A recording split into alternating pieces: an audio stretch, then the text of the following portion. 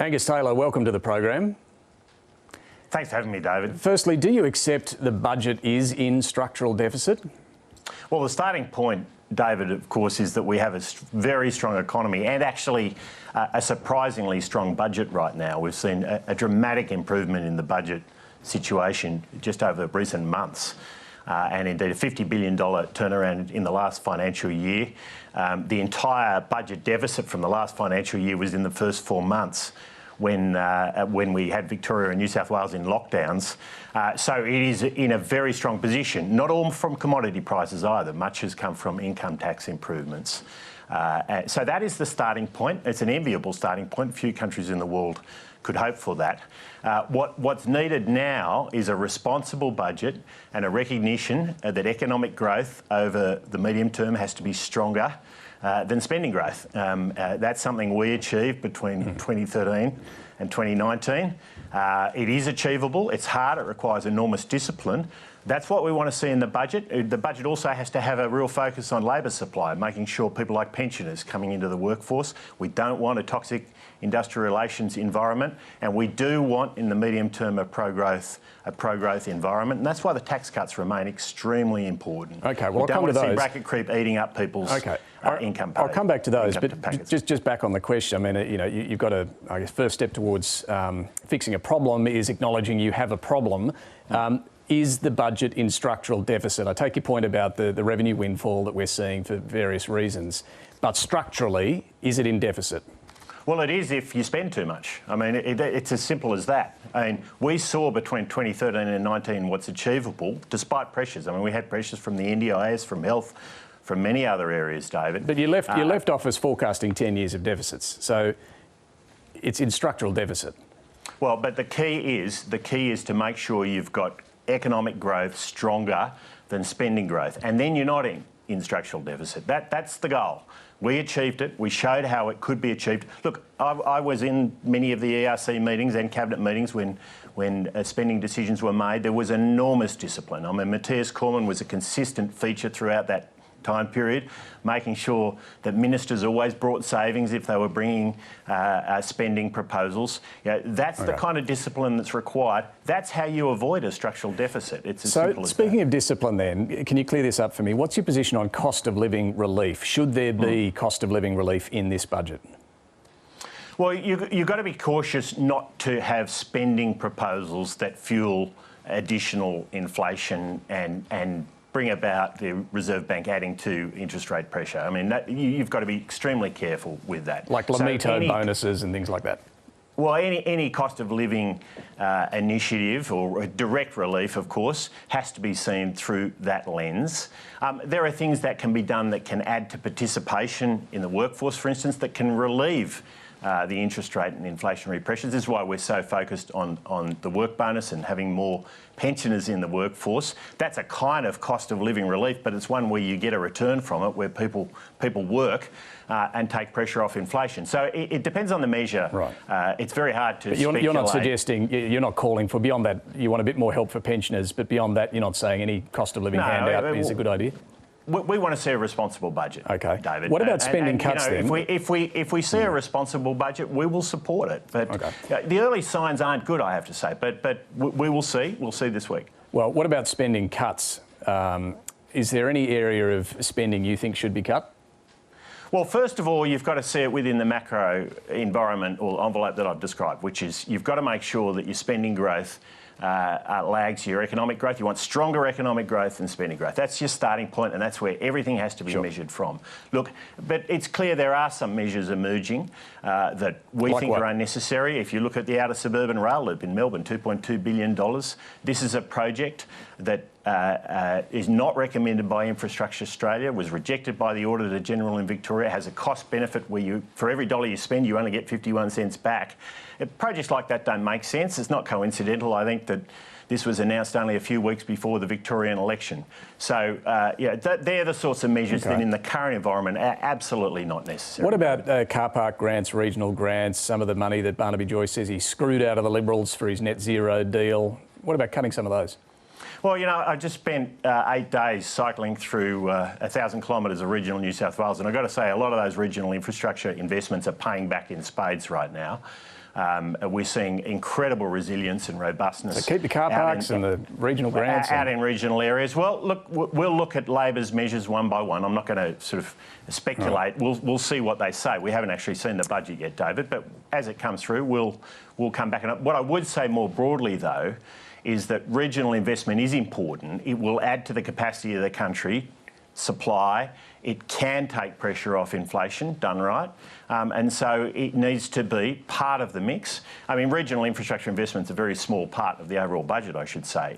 Very small part of the overall budget. Pork barrelling doesn't always deliver productivity gains, though. You can spend money more wisely than was spent in the past. I've got to say that many of the investments I've seen in recent weeks out in regional New South Wales have added to productivity. Okay. They've had a very significant impact.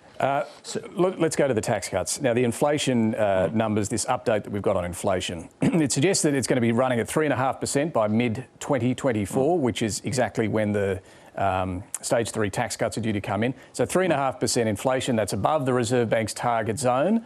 Is that a good time, do you think, to be bringing in tax cuts that'll be worth about $20 billion in that first year?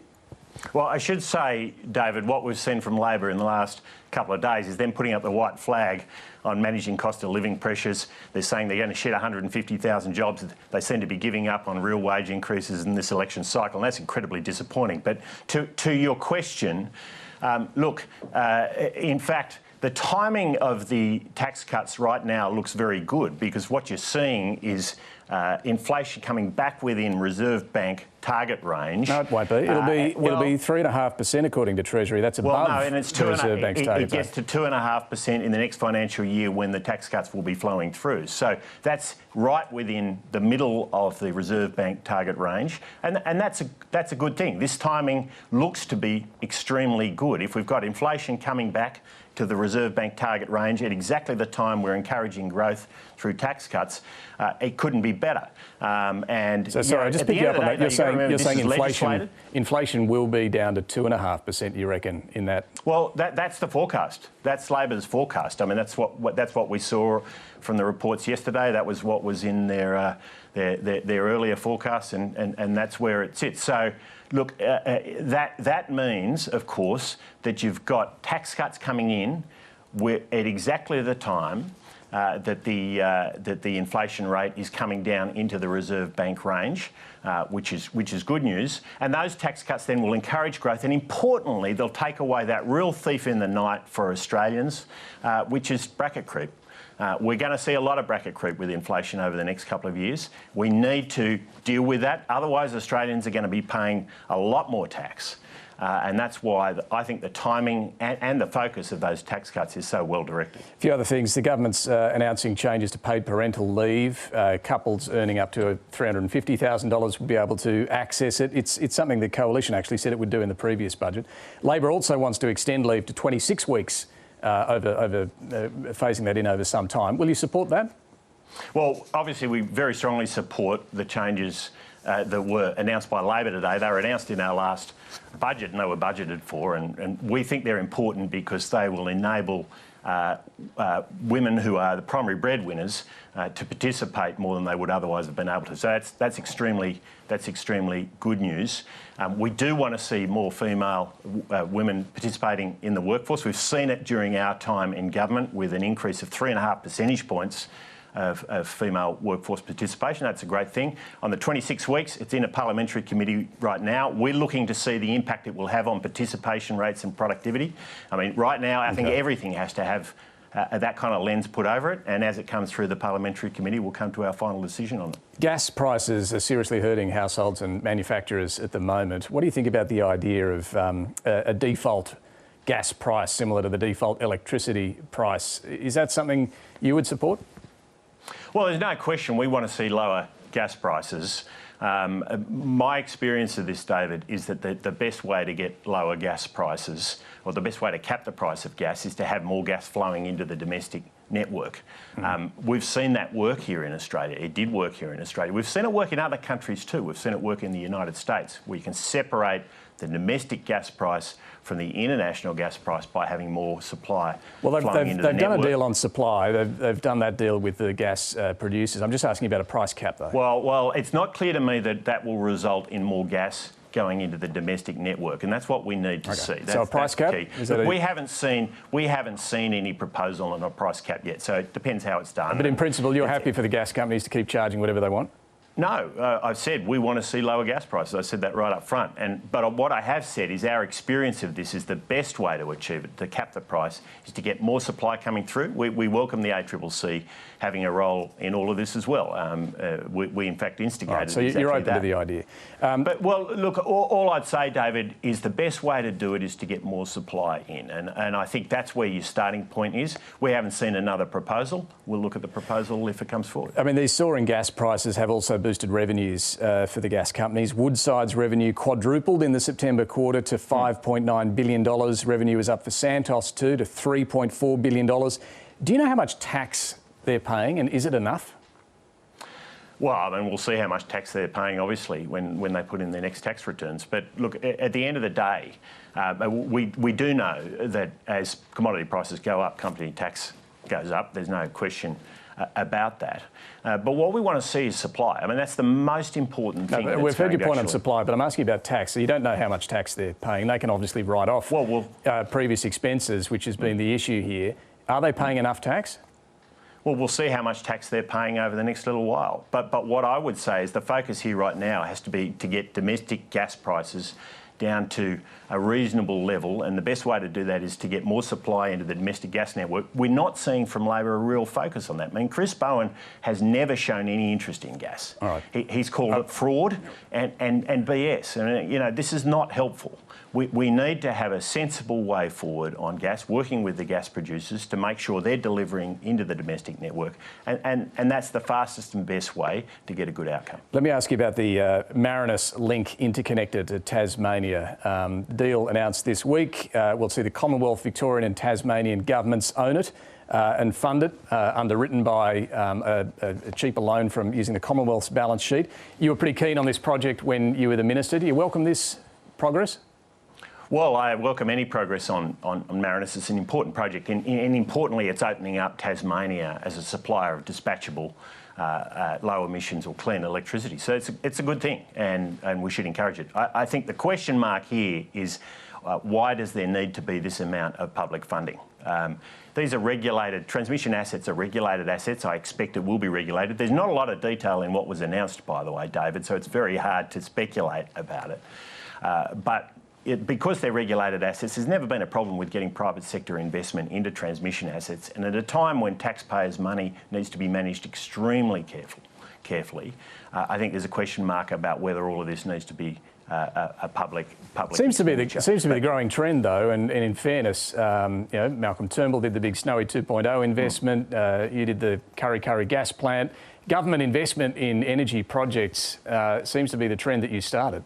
Well, Snowy was already a government company, so that wasn't new. It was held jointly by state and federal governments, so there was no change there. But look, the truth of the matter is the best way to get through this transition is to see that there is record level of investment happening in renewables, the highest level of household solar in the world. It needs to be balanced with dispatchable power. We do need affordable gas, but we also need enough dispatchable electricity generation, and that's why the focus on the capacity mechanism, something recommended by the ESB that I instigated, is so crucial. That will attract private sector investment.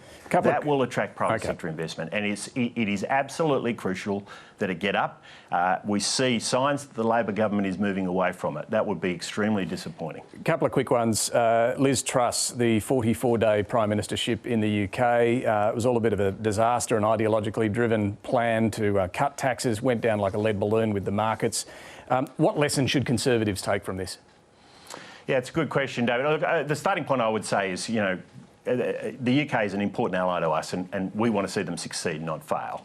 I think for me personally, the biggest lesson here is very significant expenditure, and we saw a huge expenditure in their energy policy over there, is not going to be well rewarded in the current environment by capital markets, and people in huge tax cuts like the UK and Australia will pay the price for that. It wasn't just the spending, it was the tax cuts that were the problem. Well, I actually think the energy policy was extremely You don't expensive. think Liz Truss was punished for her tax cuts? The one she reversed a couple of days later? I think it was a combination of factors here, no doubt about that. Okay. But the point I'm making is that if you have very significant expenditure, you haven't laid it out and you haven't got a way of moving to budget balance, what I talked about earlier, stronger economic growth and spending growth, then you're going to get punished by capital markets. And that's a salutary lesson for all of us. And just quickly, 50% targets in the Liberal Party to pre-select women. Susan Lee is suggesting this. Do you like that idea? Well, I'm a strong supporter of having more women being pre-selected in the Liberal Party. 50% target? I don't support quotas, and I know that Susan hasn't put that forward. No, target, 50% She's put forward target. targets, and I think we should be trying to get more women in, and getting to 50%, I think is absolutely right. It doesn't happen overnight. It's going to require really careful work being done by senior people. I see, as we approach the New South Wales election, some very good work being done in this area, but it needs to continue. Angus Taylor, thanks for joining us. Good on you, David.